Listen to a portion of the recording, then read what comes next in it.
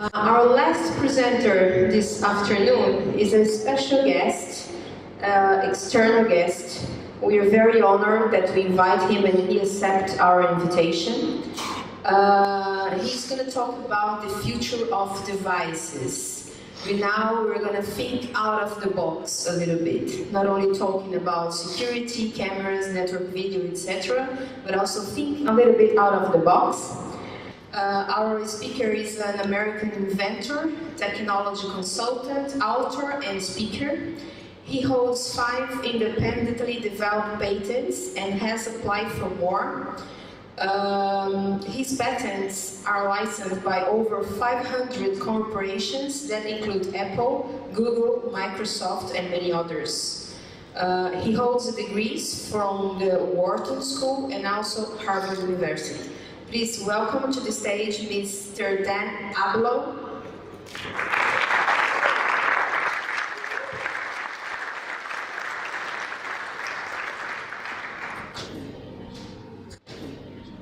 Thank you, Alessandra, and I'm very excited to be here. We're going to begin the future of devices as a journey that, like many exciting journeys, has a very simple beginning. And this beginning started 10,000 years ago with the discovery of agriculture, the sowing of the first seeds. And then, for nearly all of that 10,000 years, our population was based on agriculture and was very low. But in the year about 1800, just about 200 years ago, something extraordinary happened. And population has grown so much that by today, we have reached 7 billion people, and by 2050, the middle of this century, there will be 9 billion people on the earth. And the same thing happened with the economy. For nearly 10,000 years, nearly all of human recorded and pre-recorded history, we've been at a very low economic level. But starting about 200 years ago, with the birth of the Industrial Revolution in the United Kingdom, Western Europe, and in America, the United States, which came to be called the West, there came to be something called, that historians call the Great Departure, which was the West took off economically. And for 150 years, the West made the mistake of thinking that it was somehow different. Because in the middle of the 1900s began the Great Convergence. The Industrial Revolution reached the rest of the world in a way that by the year 2050, out of the top 4 economies in the world, 3 will not be from the West. There will be China, India, the United States, and then Brazil will be the 4th largest economy in the world. The forecast is that Brazil will have an economy of $10 trillion, 4 times its growth over today's level of Brazil's economy. And so one of the main reasons for this is literacy. Literacy, which at the beginning of the Industrial Revolution, most of the world was illiterate, today is at 84% around the world. And by the time those children are adults and sitting here in this room, literacy will be over 90% worldwide. And so that ends the first chapter of our journey. It ends the beginning because we have started from very small beginnings, simple beginnings. And then over the last 200 years, we have reached greatness. We have grown upwards to enormous greatness. But our greatness has become so great that by the year 2050, in just a few short decades, we will have entered what I call the crisis of success. And some of that is because we will have a population of 9 billion people. And those 9 billion people will want to consume so much that they threaten the Earth's biological capacity. And one of the examples of this is that we are out overcrowding the other species on the Earth so much that you have probably heard about animal extinctions and fish extinctions, the way we harvest the oceans. And this map shows you plant species extinctions. 20% of the Earth's plant species are considered threatened by humanity's overcrowding of the Earth. And so you've probably also heard about greenhouse gases, climate change, and sea level rises. This is an artist's rendition of a worst case scenario. Everything in South America that is blue and turquoise is underwater. Only the brown and the green remains above sea level. And because we are growing so much, spending, we promise so much to the peoples of all countries, spending by government, other kind of spending, is causing mushrooming debts. And because technology is changing the way we work, transforming how we go to work and what happens to many people in their jobs. Many people are facing shrinking job prospects. Their opportunity to fulfill their personal potentials in how they work is being reduced in many cases rather than growing. And so there is also income inequality all over the world. And as a result of all of these problems, terrorism is likely to not go away. And one final crisis that comes from our being so successful is that fresh water supplies in many parts of the world will not be enough to meet our agricultural, industrial, and daily living needs.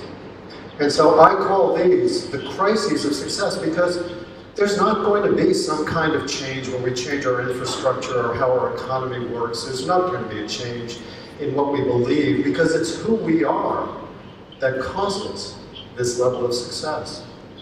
We all want more. We want it now, and we're not going to slow down. In fact, when I said that Brazil will grow to be the fourth largest economy with a $10 trillion a year GDP, there was no one here who thought to themselves, no, wait a second, that's too much. I don't want that for me, my kids. I don't want that for the people I know and care about. We all thought, that's great. Let's go for it. Let's do that now. And so what we really need is, as we realize how great we have become, because we have, and we are, and we will continue to do that, we need to find a way to rise to a greater level of success, one that can manage the level of success that we're producing, because this isn't just for 9 billion people over 10 years. This is for an Earth that is increasingly prosperous for centuries to come. And so we need to think about how to transform, and I call that transformation the journey to greatness. We need to think about how to transform to an even higher level. And so we're now beginning the next chapter of this journey, which is mastering greatness. How are we, because we are the ones faced with this, how are we going to master greatness and rise to that next level? And the destination is actually something that you see here in the way that Axis and its people talk about how the new technologies coming. We need to think about the fact that we're becoming a digital planet, a digital Earth that has enormous new capabilities. And can we get there faster? And what can that do for us so that we're actually able to achieve more? And so, as you look around, you certainly can see in your kids and other people's children all of this beginning to happen. We're all surrounded by 1 and 2 screens at a time, having lots of new resources and capabilities. And you can really feel through the technologies that you use how fast all of these changes are beginning to arrive. And a good example of how to leap ahead is telephones. Because in telephones, many countries around the world didn't go through all of the steps of all of the landlines and all of the evolution. They just simply went to mobile phones and smartphones. How can we go from A to Z? Why not just build Z?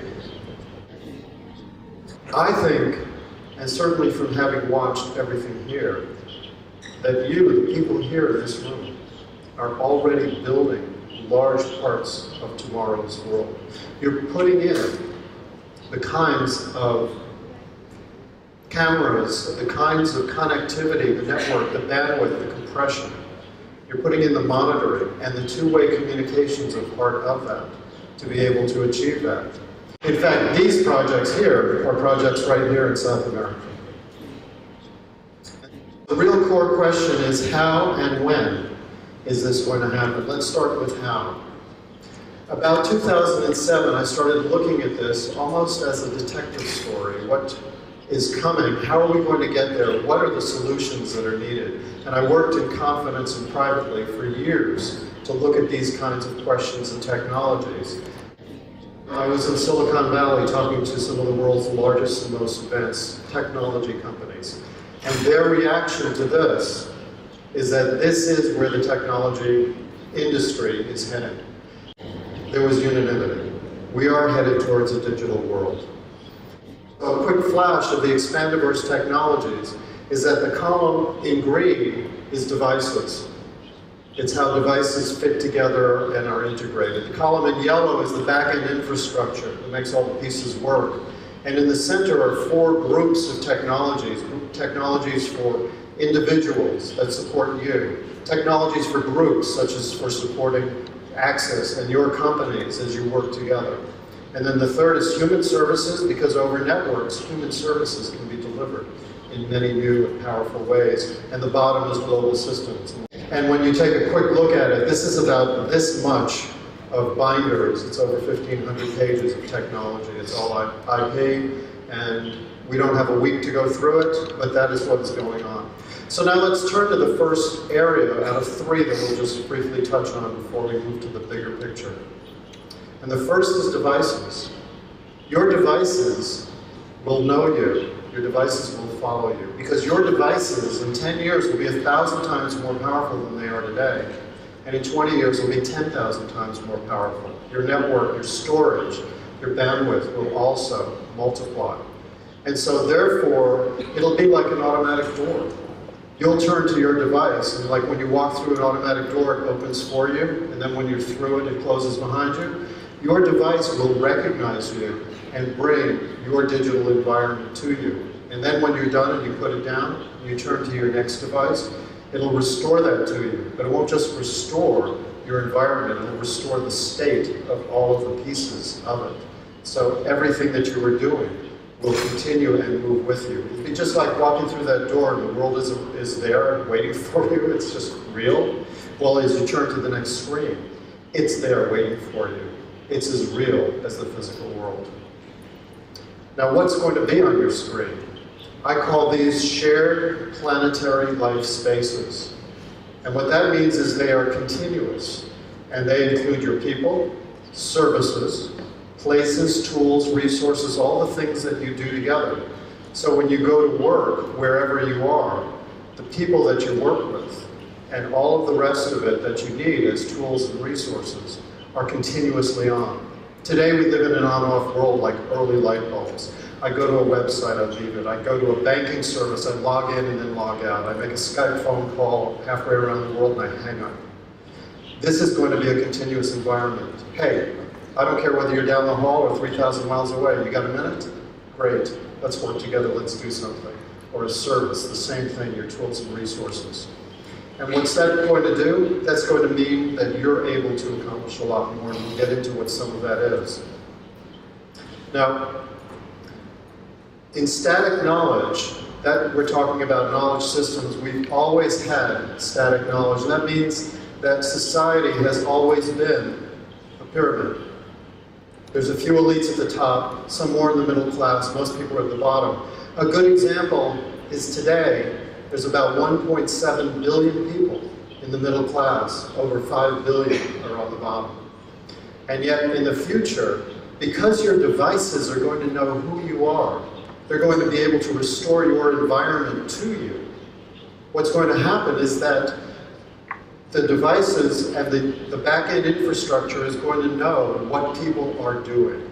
And as a result, it's going to be like GPS. How does GPS know when you put in a destination that it's going to give you the choice of routes 1, 2, or 3? Well, in the future, the network is going to evolve and it's going to know who you are, what device you're using, who you're connected to, what applications you're using. It's going to know what tasks you're doing and what step you're in. And by aggregating that information the same way that GPS does, it's going to be able to turn to you, and at any time, optionally, you can turn to the network and say, what's the short path to my goal? and it'll be able to tell you.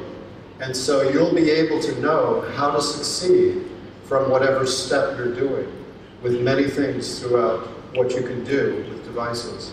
And what that means is it doesn't matter whether you're in Sao Paulo or Silicon Valley. It doesn't matter whether you're in Singapore or in a small village in Africa or South America or Asia. Everybody who has a device and is connected to the network, by virtue of being connected, having a step and the knowledge of the network, is going to be able to succeed as well as the best people in the world. And so what's going to happen over time is that as everybody is able to succeed upward, the pyramid that we've always had for society is going to have the opportunity for the first time to do this. And so for the very first time in history, anybody connected to the network may have the opportunity to be successful as anyone in the world. As our new digital world begins to come into view, it affects how we live, how we earn, how we spend, how we learn, how we're entertained. The real question begins to become, how does this produce greatness? And the real answer, let's take one example to begin. Let's look at the security industry. Because I think the security industry is going to be, in a fully digital world, one of the world's most important, most valuable industries. And so today, let's start with where we are. Today we have external surveillance, software analysis, monitoring, and in fact, a good example of one of the advances is the Axis 2014 camera.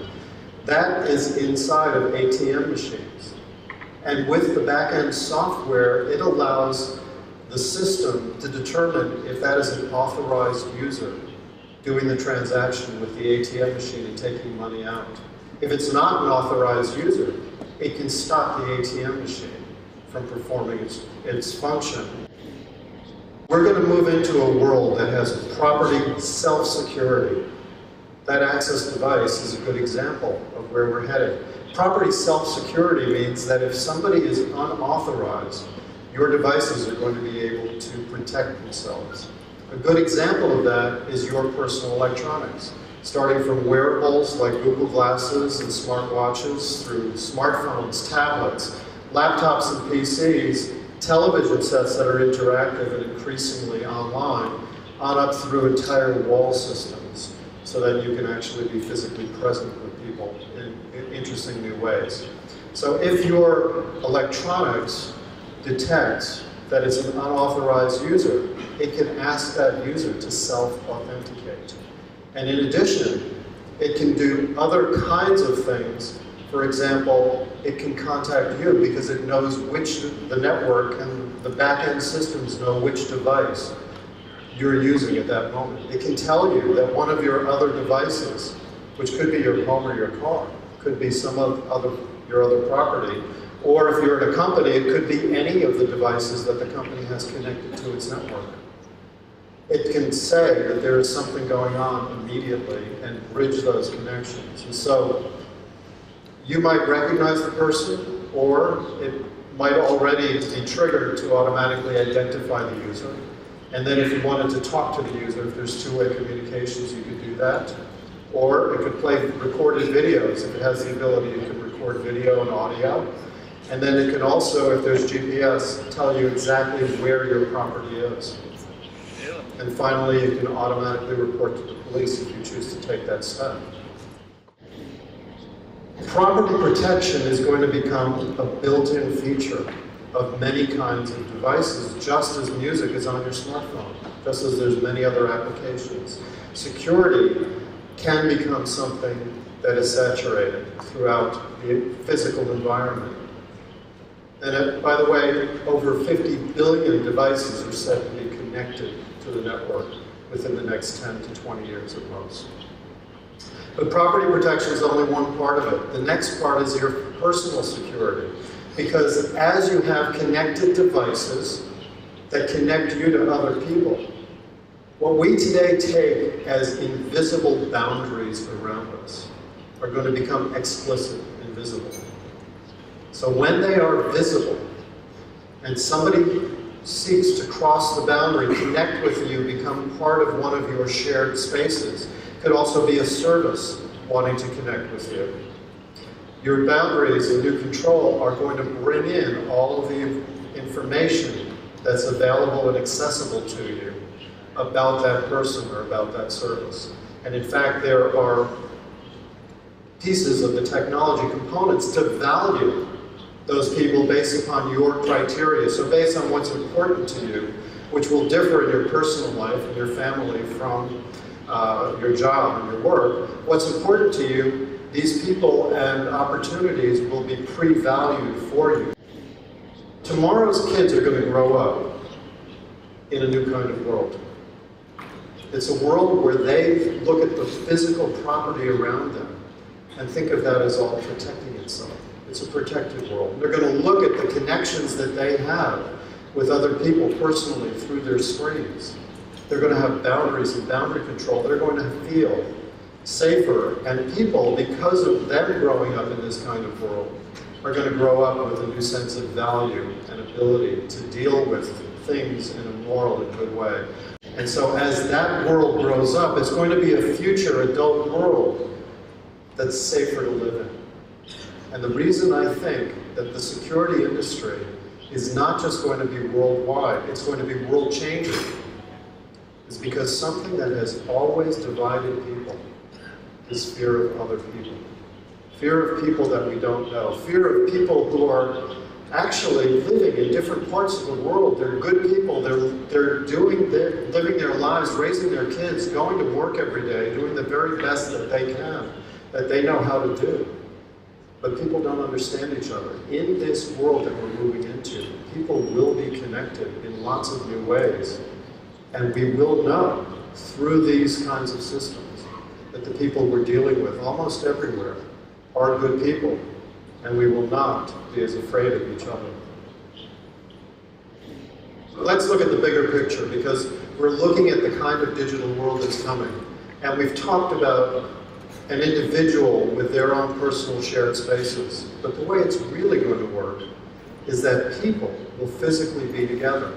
And together they'll share the shared spaces. So you'll be able to be working and living with the people around you, but also have connections to many more people, services, tools, and resources simultaneously. The digital and the physical are going to grow together. And what does that mean? It means, let's take an example, like when you get sick, you go to a doctor, and medical people intervene. That's what they do. And so those people will certainly be more powerful in this kind of world. But medically, as a basic human service, doctors are only a small piece of it. What actually happens to most people is that they live their lives trying to be healthy, trying to be well, trying to be better and live full lives. And now our devices are going to be able to be aware of us. And so they're going to be able to tell, did we slip and fall? Did we have an injury? Do we need to be connected? Are we beginning to get sick? And can they alert us to what they see and sense about us? And can they also alert other people to us, the people that care about us, the people that we care about? Do we want to know what's happening to our kids, to our spouses? So the world is going to become closer connected because services will be able to all share in helping each other in the ways that we choose to. And in addition, we're going to have 9 billion people who have to be fed, not just for decades, but for centuries to come. And so today, we have a food system that's very disconnected.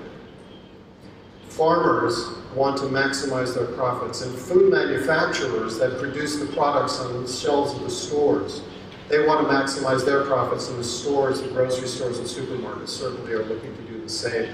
People need to find affordable, great tasting, healthy food. And it's very difficult when everybody's focused on maximizing their piece of the chain.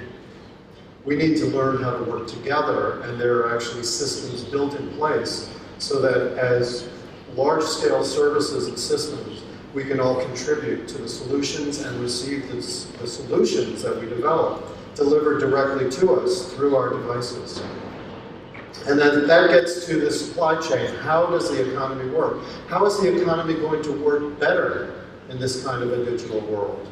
And actually, today, we have orders and supplies and inventory. We're trying to match everything up, and it's very difficult. We're going to move to real-time processes with the data systems behind, keeping us alerted. So, in the upper left, you're going to have senior managers at the top who see the whole picture. And in the upper right and the lower left, you're going to have people that receive real-time alerts and can work together, both physically and digitally, all at the same time, to respond to the exceptions. And in the lower right, you're going to have automated systems like a driverless forklift up there, which is coming. And so, all of the pieces will be able to work together for much greater efficiency, effectiveness, accuracy, and productivity. And a part of this is that it's going to affect you. You're on the left up there, but instead of getting into a car, instead of having to schedule a meeting for next Tuesday and getting the right people together and hoping all the right people actually show up, you'll be able to go, hey, you got a minute? Or your customer will be able to say that to you. And then you and your customer, through your devices, your screens, will be able to bring up the system right away in real time.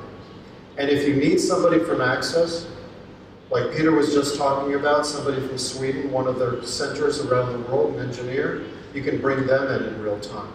So suddenly, you go from having to go schedule meetings, you go to a way of working where in one day, your ability to touch more customers, to produce more revenue, for all of the people in your company to be far more productive in being able to affect change through your customers and through everything you do economically is going to multiply.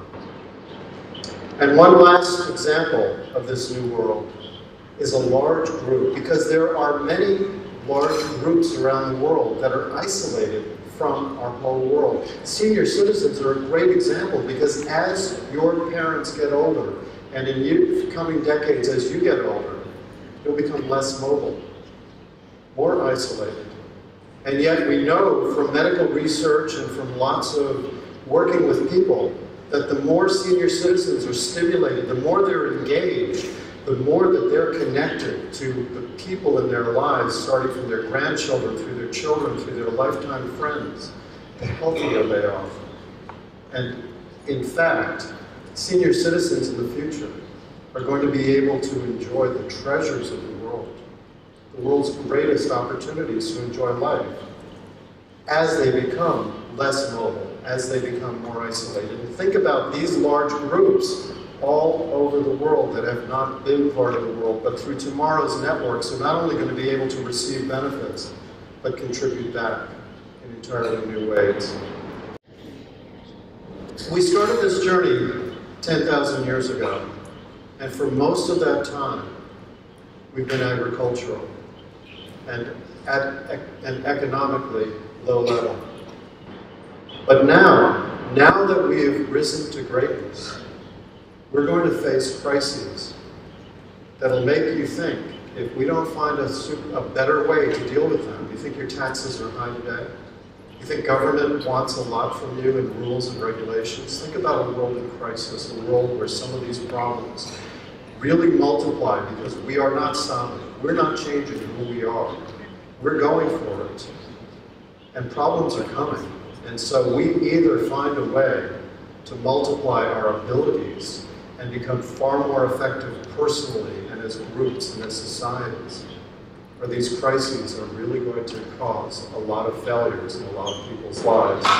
This new journey is about how we interact. It's about how we work together, how we achieve our personal dreams, our societal dreams, our group dreams. As the Earth begins to become a single digital world with everybody in it, your opportunity to become personally more powerful, more capable, more interesting, and receive back from that more than has ever been done before by anybody in history is an incredible opportunity.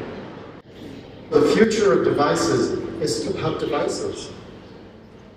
The future of devices is about where we need to grow to as a world, as a society, and the opportunities that all of us will have. And I personally believe that these opportunities will come much faster than we think. I think this technology will, all of these technology things we've talked about today, will take a while to get started. This is the typical. It takes a while to get going. But when it hits, it's going to go. And actually there is a map for this, to go and take these technologies and build the pieces in stages so that within 10 years this can go from new technology to establishment. And the reality of that is that when the crises of success begin to hit, when we face the need to have another option, there's something that could be waiting in the wings. And what that something is that's waiting in the wings, I think is incredible. Because I think you should just stop and think for a second. Think about the entire sweep of human history and how we have risen to becoming on the verge of a truly incredible world and society. And who are some of the most amazing people in all of human history? Who are some of the most valuable and critical and important people in all of human history? I want you to stop and look around the room. I think we are the generation that not only has to do this, but will be driven to do it, and we will do it. We are the people who have the capability of doing this. And I think the people in this room, the people in this industry, are some of the most important people in all of history. And when we get to a fully digital world, and we're all living there, I look forward to living there together with you. Thank you very much.